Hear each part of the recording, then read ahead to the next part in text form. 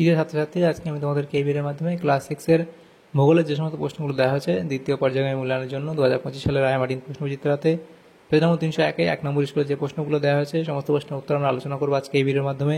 তোমরা শুরু থেকে শেষ অবশ্যই দেখবে ভিডিওটা। চ্যানেলে যদি নতুন হয়ে থাকে অবশ্যই তোমরা চ্যানেলটাকে সাবস্ক্রাইব করে রাখবে পরবর্তী যে স্কুলগুলো আছে সেগুলো প্রশ্ন উত্তর পাওয়ার জন্য। তো আজকে দেখো আমরা 1 নম্বর স্কুলের প্রশ্ন উত্তরগুলো আলোচনা করবো। প্রথম যে স্কুল সেখানে দেখো বলা আছে 10টা এমসিকিউর প্রশ্ন দেওয়া আছে 1 নম্বর করে 10 নম্বর। একের দাগে বলা আছে বহু বিকল্প ভিত্তিক প্রশ্নের সঠিক উত্তরটি নির্বাচন করো। প্রথম প্রশ্ন, পৃথিবীর ভূত্বক গঠনের মূল উপাদান হলো, তাহলে পৃথিবীর ভূত্বক গঠনের মূল উপাদান কোনটা? তো তোমরা এখানে লিখবে কি, দেখো এখানে যে দুটো অপশন দেওয়া আছে সিলিকন বা লোহা, এই দুটোর মধ্যেই তোমরা এই দুটোই হতে পারে। দেখো এখানে তোমরা উত্তর এই সিলিকনটাই করবে, এটা করার দরকার নেই, সিলিকনটাই করবে কারণ এখানে সিলিকনটা বেশি লোহার থেকে বেশি পরিমাণে লাগে।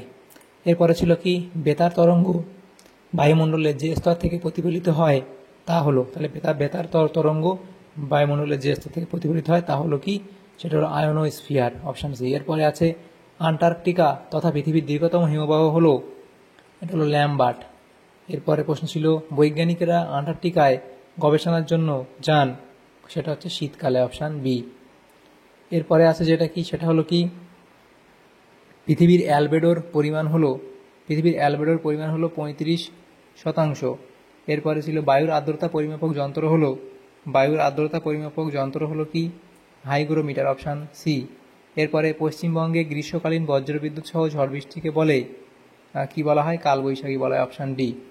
এরপরে আছে দক্ষিণ ভারতের সব থেকে উর্বর মাটি হলো, সেটা হলো কি, কালো মাটি। এরপরে প্রশ্ন, ভারতে ক্রান্তীয় চিরহরিত অরণ্য দেখা যায়, সেটা তোমাদের হবে এখানে উত্তর পূর্বাঞ্চলে। জলদাপাড়া হলো ভারতের একটি অভয়ারণ্য, অপশান সি হবে তোমাদের সঠিক উত্তর। আচ্ছা, তোমরা এখানে এই 4 দাগের প্রশ্নটা ঠিক করে নিও, একবার ঠিক করে নিও যে বৈজ্ঞানিকেরা আন্টার্কটিকা গবেষণার জন্য যান, এটা তোমাদের এখানে শীতকাল হবে না, এটা তোমাদের দেখো এখানে তোমাদের হবে অপশান ডি, অর্থাৎ গ্রীষ্মকালে হবে, অপশান ডি হবে সঠিক উত্তর, এটা করে নিও। এরপরে যে প্রশ্নগুলো আছে দেখো সেখানে বলা আছে 2 দাগের প্রশ্ন, শূন্যস্থান পূরণ করো যে কোনো 8টি। প্রথম প্রশ্ন কি আছে বলা, বায়ুমণ্ডলের ড্যাশ স্তরে সূর্যের অতিবেগুনি রশ্মি থেকে পৃথিবীর জীবকুলকে রক্ষা করে, তাহলে কি, স্ট্র্যাটোস্ফিয়ার। এরপরে প্রশ্ন, পৃথিবীর স্বাভাবিক উষ্ণতার ক্রমাগত অস্বাভাবিক বৃদ্ধির ঘটনাকে ড্যাশ বলে, গ্লোবাল ওয়ার্মিং বলে, এখানে লিখে দিই গ্লোবাল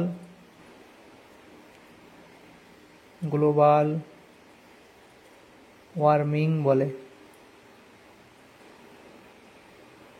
এরপরে প্রশ্ন, শীতকালে আন্টার্কটিকার আকাশে রামধনুর রং এর মতো আলোর ছটাকে ড্যাশ বলে, মেরুজ্যোতি বলে, তাহলে কি বলা হয়,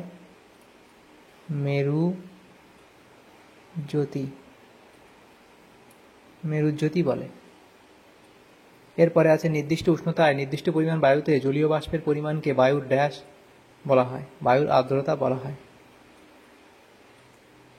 এরপরে প্রশ্ন ছিল, জলীয় বাষ্প ঠান্ডা হয়ে ড্যাশ পদ্ধতিতে ছোট ছোট জলকণায় পরিণত হয়, ঘনীভবন পদ্ধতিতে, এখানে লিখে দিই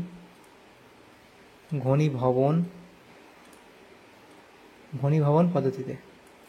ড্যাশ মৌসুমী বায়ু শীতকালে ভারতের করমণ্ডল উপকূলে বৃষ্টিপাত ঘটায়, লিখবে উত্তর পূর্ব মৌসুমী বায়ু,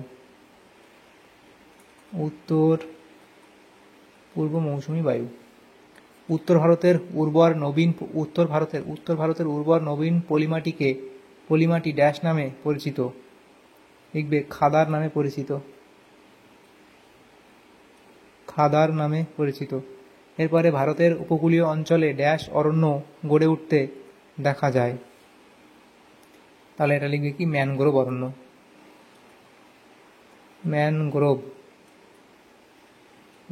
এরপরে প্রশ্ন, ড্যাশ ভেষজ উদ্ভিদ উচ্চ রক্তচাপ কমাতে সাহায্য করে, তাহলে কি লিখবে, সর্পগন্ধা।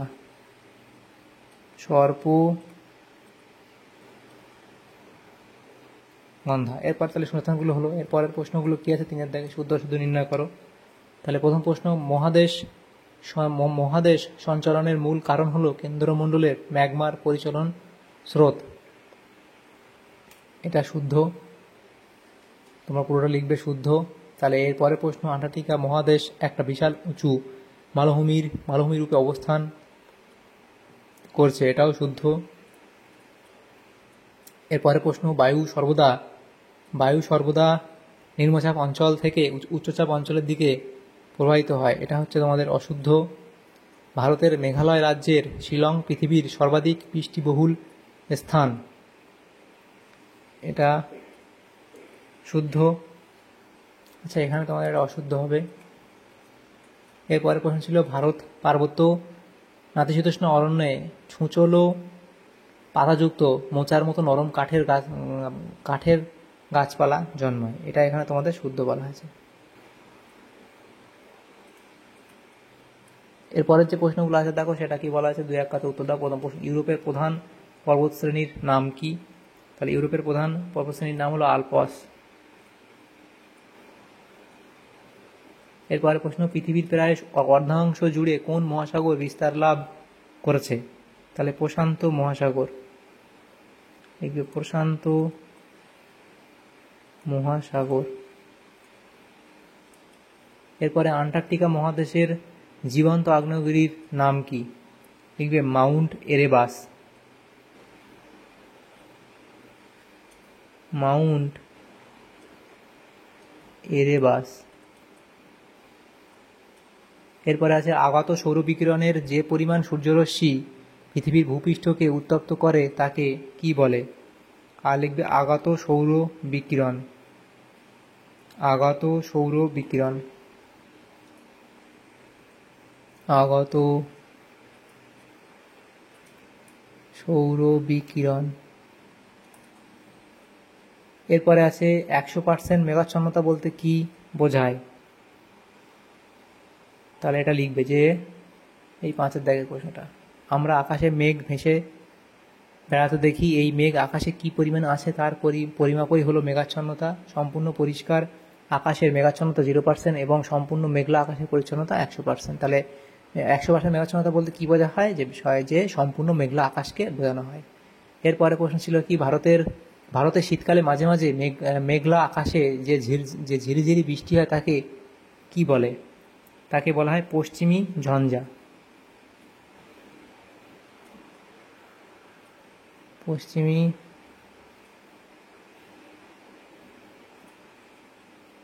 ঝঞ্ঝা। এরপরে প্রশ্ন ছিল ভারতে ছোটনাগপুর মালভূমি অঞ্চলে কোন মাটি গড়ে উঠেছে? লিখবে ল্যাটেরাইট। ল্যাটেরাইট। এরপরে আছে ভারতে আন্দামান ও নিকোবর দ্বীপপুঞ্জে কোন অরণ্য গড়ে উঠেছে? আর্দ্র চিরসবুজ ও আর্দ্র পর্ণমোচী। আর্দ্র চিরসবুজ। আর্দ্র চিরসবুজ ও আর্দ্র পর্ণমোচী উদ্ভিদ গড়ে উঠেছে। কোন অরণ্যে বন্যপ্রাণীর সঙ্গে সঙ্গে স্বাভাবিক উদ্ভিদ ও প্রাকৃতিক সৌন্দর্য রক্ষা করা হয়? তাহলে কি লিখবে? সেটা হলো অভয়ারণ্য। অভয়ারণ্য। তাহলে এগুলো হলো এই প্রশ্নগুলো। এরপরের যে প্রশ্নগুলো আছে দেখো সেখানে কি বলা হয়েছে, 5-এর দাগে নিম্নলিখিত প্রশ্নগুলি সংক্ষেপ উত্তর দাও। 2 নম্বর করে দেওয়া, 4 নম্বর দেওয়া হয়েছে এই বিভাগ থেকে, তারপর 6, তারপর 7-এর প্রশ্নগুলো আলোচনা করব। তাহলে প্রথম প্রশ্ন ছিল প্যানজিয়া বা প্যান্থালাসা কি? তাহলে প্যানজিয়া কাকে বলে লিখবে অবধি, প্যান্থালাসা কি সেটা অবধি তোমরা লিখে দেবে। মেরুজ্যোতি কাকে বলে? মেরুজ্যোতি অবধি লিখবে। এরপরে ছিল প্রশ্ন কি, সমচাপ রেখা, এটা কি সমষ্ণ রেখা হবে? এটা হবে সমষ্ণ রেখা। প্রশ্নটা দেখে নিই, সমষ্ণ রেখা। তাহলে সমষ্ণ রেখা কাকে বলে? এটা পেস্ট কাটার মধ্যে 6 নয়। তাহলে সমষ্ণ রেখা কাকে বলে এটা লিখবে, সমষ্ণ রেখা কাকে বলে। এরপরের প্রশ্ন লু কি? তাহলে লু এর সংজ্ঞা লিখবে, এর কয়েকটা বৈশিষ্ট্য তোমরা দিয়ে দেবে এই অবধি। এরপরের প্রশ্নগুলো দেখো, 6-এর দাগের প্রশ্ন, নিম্নলিখিত প্রশ্নগুলি ব্যাখ্যামূলক উত্তর দাও যে কোনো দুটি। প্রথম প্রশ্ন, বিশ্ব উষ্ণায়ন কি? এর ফলাফলগুলি লেখো। তাহলে বিশ্ব উষ্ণায়ন কাকে বলে এটা লিখবে, স্পেলিং ঠিক করবে। বিশ্ব উষ্ণায়ন, এটাও ঠিক করে পেটের মতন 6 নয় আঁকা। বিশ্ব উষ্ণায়নের প্রভাব: তাপমাত্রা বৃদ্ধি, প্রাকৃতিক দুর্যোগ বৃদ্ধি, সমুদ্রের জলতল বৃদ্ধি, বন্যার প্রকোপ বৃদ্ধি, জীববৈচিত্র্য ধ্বংস, মরুভূমির প্রসার বৃদ্ধি, দুর্যোগের সুদূর প্রসারী ফলাফল ইত্যাদি পয়েন্টগুলো করে অবধি তোমরা লিখে দেবে। এরপরে আছে 2-এর দাগের প্রশ্ন। সেখানে 2-এর দাগের প্রশ্নতে কী বলা আছে দেখো, আবহাওয়া এবং জলবায়ুর পার্থক্য লেখো। আবহাওয়া এবং জলবায়ুর পার্থক্য লেখো। তাহলে আবহাওয়া এবং জলবায়ুর মধ্যে এই 3টে পার্থক্য লিখে দেবে, কারণ 2 নম্বর যেহেতু দেওয়া আছে প্রশ্নমানগুলোতে, তো সেটা তোমরা লিখবে, 3টে পার্থক্য লিখলেই হবে। এরপরে প্রশ্ন ছিল 3 দাগের প্রশ্ন, অরণ্য সংরক্ষণ বলতে কী বোঝো, অরণ্য সংরক্ষণ বলতে অবধি লিখবে। 4 দাগে বলা আছে উদাহরণসহ ভারতের নাতিশীতোষ্ণ অরণ্য ও লবণাম্বু অরণ্যের উদ্ভিদের বৈশিষ্ট্যগুলি লেখো। তাহলে নাতিশীতোষ্ণ অরণ্য বৈশিষ্ট্য তোমরা লিখবে, এখানে এই 5টা বৈশিষ্ট্য দেওয়া আছে, উদাহরণ দেবে, এবং লবণাম্বু অরণ্যের যে বৈশিষ্ট্য এখানে 4টে বৈশিষ্ট্য এবং উদাহরণ দিয়ে দেবে, এই অবধি লিখবে।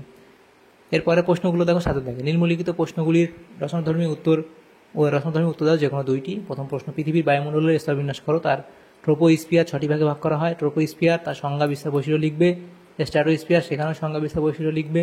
মেসোস্ফিয়ার তার সংজ্ঞা বৈশিষ্ট্য বিস্তার লিখবে, বিস্তার এবং বৈশিষ্ট্য। তারপর থার্মোস্ফিয়ার তার সংজ্ঞা বিস্তার বৈশিষ্ট্য। এক্সোস্ফিয়ারের ক্ষেত্রে সংজ্ঞা বৈশিষ্ট্য এবং বিস্তার, এবং ম্যাগনেটোস্ফিয়ারের মধ্যে সংজ্ঞা বিস্তার এবং বৈশিষ্ট্য লিখে এই অবধি লিখবে। এরপরে প্রশ্ন ছিল 2 দাগের প্রশ্ন, সেখানে বলা আছে পৃথিবীর তাপমণ্ডলের বিবরণ দাও। তাহলে পৃথিবীর তাপমণ্ডলের বিবরণ তোমরা এখানে দেখবে 3টি স্থায়ী তাপবলয় গড়ে উঠেছে, সেটা হচ্ছে কি উষ্ণমণ্ডল, তার অবস্থান বৈশিষ্ট্য লিখবে। নাতিশীতোষ্ণ মণ্ডল স্পেলিং ঠিক করবে, নাতিশীতোষ্ণ মণ্ডল তার অবস্থান এবং বৈশিষ্ট্য লিখবে, এবং হিমমণ্ডল তার এখানে যে এই অবস্থানটা এখানে তোমরা পয়েন্ট করা হয়নি, অবস্থান পয়েন্ট করবে এবং বৈশিষ্ট্য তোমরা পয়েন্ট করে লিখবে। এরপরে 3 দাগের প্রশ্ন ছিল কি ভারতের জলবায়ুতে মৌসুমী বায়ুর প্রভাব। তাহলে ভারতের জলবায়ুতে মৌসুমী বায়ুর প্রভাব বৃষ্টিপাত, ঋতু পরিবর্তন হয় মৌসুমী বায়ুর প্রভাবে, আর্দ্র গ্রীষ্ম ও শুষ্ক শীতকাল হয়, এটা লিখবে। উষ্ণতা হ্রাস পায় মৌসুমী বায়ুর ফলে, প্রাকৃতিক দুর্যোগ ইত্যাদি পয়েন্টগুলো এই অবধি তোমরা লিখবে। তারপরে 4 দাগে বলা আছে অরণ্য আমাদের বন্ধু, বক্তব্যটি ব্যাখ্যা করো। এরকম ছিল কোনো একটা প্রশ্ন মনে হয়, প্রশ্নটা দেখে নিতে হবে একবার। প্রশ্নটা ব্যাখ্যা করো। তো দেখো এখানে দেখো যে প্রশ্নটা আছে তোমাদের, সেটা লিখবে যে অরণ্যের উপকারিতা অপরিসীম, যেমন 1 নম্বর জ্বালানি কাঠ, দূষণ রোধ, মাটির ক্ষয় রোধ, বৃষ্টিপাত, বন নিয়ন্ত্রণ, উপজাত দ্রব্য, বাস্তুতন্ত্রের ভারসাম্য বজায় রাখায়, শিল্প, ঝড়ের গতিবেগ হ্রাস এবং জীবিকার সুবিধা ইত্যাদি পয়েন্টগুলো করে অবধি লিখবে। তাহলে তোমাদের এই প্রশ্ন উত্তর হয়ে যাবে। তাহলে দেখো আমাদের এখানে এই সমস্ত প্রশ্নগুলি ছিল। তাহলে ক্লাস 6-এর ভূগোলের যে প্রশ্নগুলি ছিল দ্বিতীয় পর্যায়ে মূল্যায়নের জন্য 2025 সালের 1 নম্বর স্কুলে, সেগুলো আমরা আলোচনা করলাম সমস্ত প্রশ্নের উত্তর। তোমাদের যদি সামান্যতম উপকার এসে থাকে ভিডিওটা অবশ্যই লাইক করবে এবং বেশি বেশি করে বন্ধুদের সাথে শেয়ার করবে। আর পরবর্তী যে স্কুলগুলো আছে সেগুলো প্রশ্ন উত্তর পাওয়ার জন্য অবশ্যই তোমরা আমাদের চ্যানেলটাকে সাবস্ক্রাইব করে রাখবে। Thank you, thanks for watching.